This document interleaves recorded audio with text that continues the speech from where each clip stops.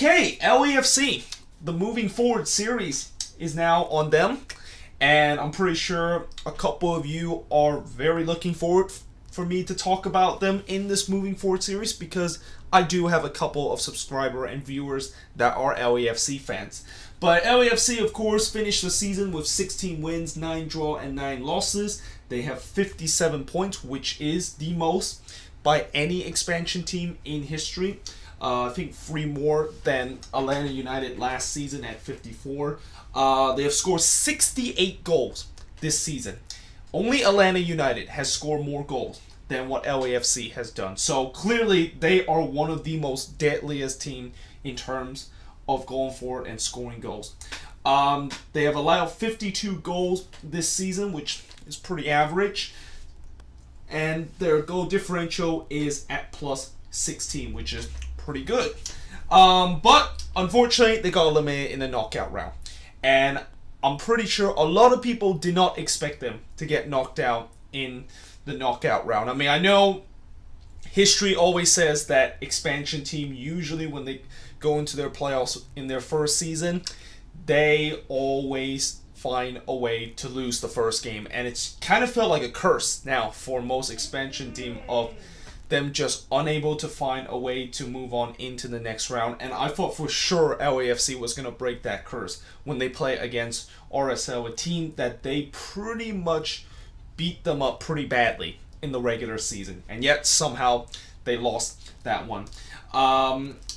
In terms of the top goal scorer, unsurprisingly, Carlos Vela with 14 goals, Diego Rossi at 12, Adama Diomande at 12. So you got the big three pretty much scoring almost half of the goal that LAFC had this season. And then you got Latif Blessing at 5 and Walker Zimmerman, which in the second half of the season was doing his best Sergio Ramos impression and pretty much just keeps scoring headers.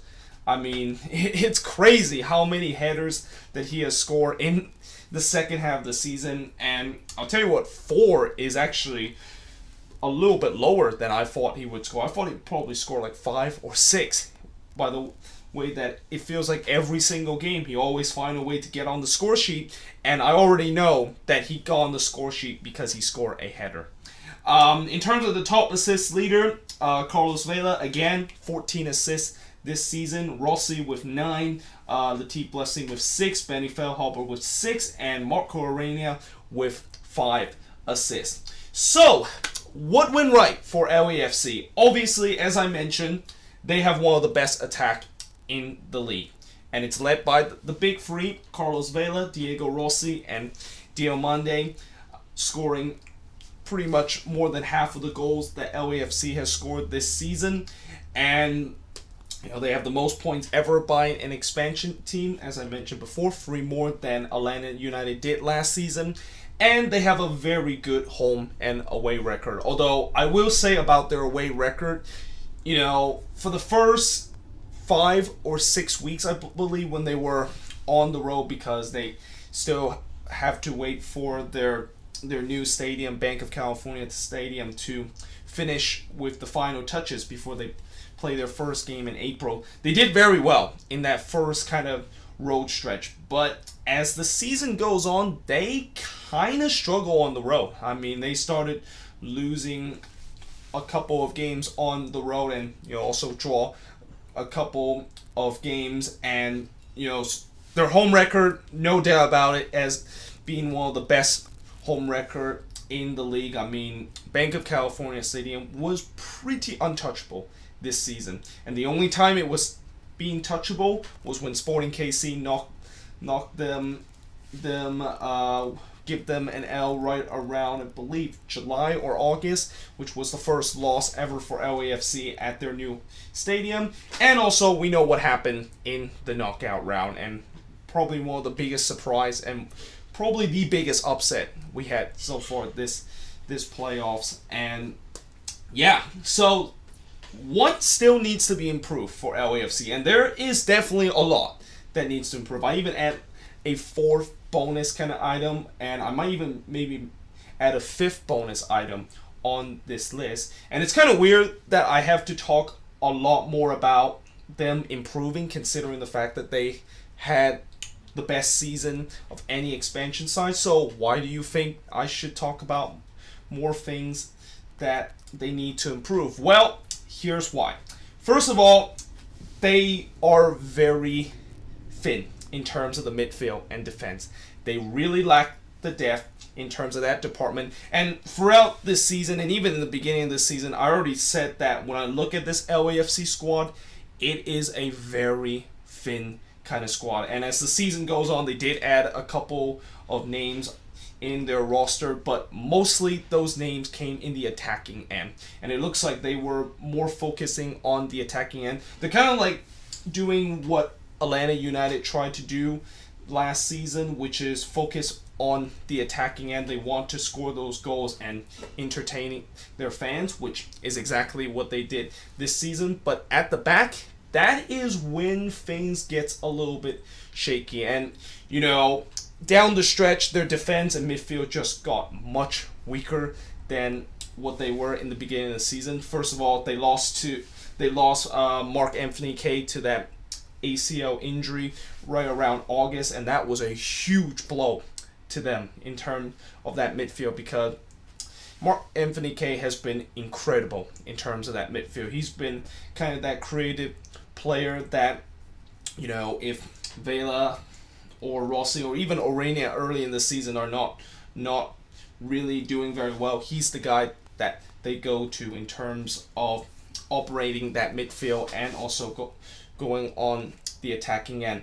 But once they lost them, they only have Atuesta as the replacement, and Atuesta looked nowhere near as good as what Mark Anthony Kaye is. And then on the defensive end, they lost Laurent Simon in mid-season because Simon, of course, decided to go back to France, and they lost that leadership at the back, and certainly it really showed in the latter part of the season when they really started to concede a lot of goals. And yeah, they need to definitely improve in that department in terms of adding more depth and just improve the midfield and the defense. Those two departments are really the biggest weakness so far for LAFC. And the other thing that they need to improve is that they need to somehow find a way to build from the back. And, you know, as I said, throughout this season, you know, they have really struggled in terms of building from the back. But that's what happens when you do not have a midfield and you do not have a good defense whatsoever. You're always going to struggle building from the back if you have those problems. And then the other problem that they have is they took the foot off the gas way too early after taking early leads. And that, in other words, means that they choke leads too often in this season. I mean, how many times this season we have seen LAFC got off to just an incredible start, and you would think that, you know, with that incredible start they might add a couple of more goals to solidify that kind of superiority. Nope, instead we're just gonna completely take our foot off the gas and think that the game is over, it's wrapped up. Even though it's only the 15th minute, we know we're gonna get all 3 points. Oh wait, all of a sudden, 65 minutes or 75 minutes later, they find themselves either drawing the game or losing the game, as we saw in El Tráfico twice this season, and also what happened in the last game of the season when they were 2-0 up against Vancouver. Looked like they were going to get that second seed very comfortably before, well, actually that was not the last game of the season, but the one before decision day, where it looked like they were going to probably get the 2 seeds heading into the final day, but instead they dropped two goals in the, well, they concede a goal in the first half and then concede another in the second half to drop 2 very valuable points. And there you go. That is one of the biggest problem for LAFC this season, is that they took their foot off the gas. They cannot really do this again next season. I mean, I know usually when you are up like 1 or 2-0 inside 15 minutes, it's very easy to take your foot off the gas because you think that you have already won. The opponent are already down and out. Yeah, that is not always the case. And like I said, they got to improve on that if they want to be a very move on into the next level and kind of like what Atlanta United is and joining those elite team that is in the league right now. And then the last thing, the bonus thing that I'm going to be talking about, and there's actually going to be two bonus thing. Well, actually, I'm just going to say the bonus thing and then I'll probably talk about the second bonus thing maybe in the moving forward series, is that they have crowd trouble issue. Yeah, that last game of the season, that playoff game, I don't really need to remind you what your fans did in that last game of the season and how disgraceful it was, because you already know better of what you just did in that last game. And I am just really surprised once again the league is not doing anything about this. You know, the team already kind of openly made a statement that they will try to fix this issue. Yeah, they said the same thing last time in that LAFC versus Seattle Sounders game when, you know, LAFC were causing some crowd trouble and starting that puto kind of homosexual chant at pretty much throughout the game. And look what happened. It happened again in that knockout round game against RSL. So they got to do something about that. But moving forward for LAFC, what will be the second season be like for Bob Bradley's team? Now, when I look at this LAFC team, this team really kind of reminds me of Atlanta United last season. A team that has very good attack, at the back, not really very strong, and they also drop a couple of crucial points that they could have easily got themselves up into the second or even the first spot of their respective conference and maybe get a first round bye. And as we saw what happened with Atlanta in the second half of the season, they pretty much just took it to a next level. They almost won the Supporters Shield this year. They definitely added some piece in terms of that midfield and defense to kind of solidify the team.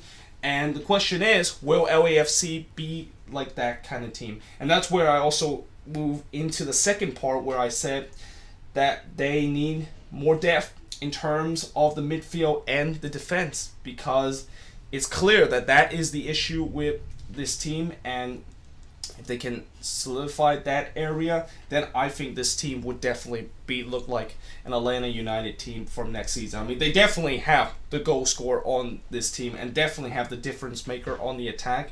But the question is that, do they have enough at the back where they don't just keep outscoring teams every single week and expect that is going to be the result of them winning games? And the last thing that moving forward they need to do is also connects back to the crowd trouble, are they going to put any punishment for further misconduct in terms of the fans? I mean, I would think that, you know, if LAFC once again violate some fan contact and next season if the fans return to chant that homosexual chant or just throw balls onto the pitch after every bad call that is being made by the ref or call against them, then the league's got to do something about that. Like, this is already the second time that it has happened. And actually, I wouldn't even say the second time it has happened. It has happened a lot in LAFC game where, you know, usually in some cases when they don't cover about crowd trouble or kind of like minimum, like sometimes you might occasionally see someone throw a ball onto the pitch after either a opposing team score a goal or maybe a bad call, and it's not as bad as what we saw in the knockout round in that game against RSL, but still, we still see that, and that shouldn't be a case where we should see that kind of behavior from the fans. And, you know, I think LAFC got to do better in terms of next season. Maybe they might add in more security in the stadium to try to you know, to try to battle this kind of misconduct that the fans of this team has. And I'm not saying this team has notoriously bad fans. You know, as I mentioned before back in that review, I've been to the stadium a couple of times, and I did met a couple of LAFC fans that are very fairly nice, and I wouldn't think they are the one that are supposed to just grab a ball and throw onto the pitch every time when there's a bad call but I'm saying that there's definitely a certain minority of team, and certainly a larger amount of minority of this team, that just decided that he thinks that he can do anything he wants in a game, and if he thinks that there's a bad call against his team, or if an opponent score a goal, he would just decide to find whatever he can find on the floor and chuck it onto the field. That is just unacceptable behavior from that fan. But either way, that is pretty much it for my moving forward series for LAFC. Let me know in the comments below, what do you think of this? You know, LAFC fans, I know there are a couple on my channel. Let me know in the comments below on what do you think about the moving forward series, what went right for you, what still need to improve, and also moving forward for this team. And yeah, hope you guys enjoyed this video. If you do, make sure you guys leave a like, smash that subscribe button, and yeah, I will see you guys next time.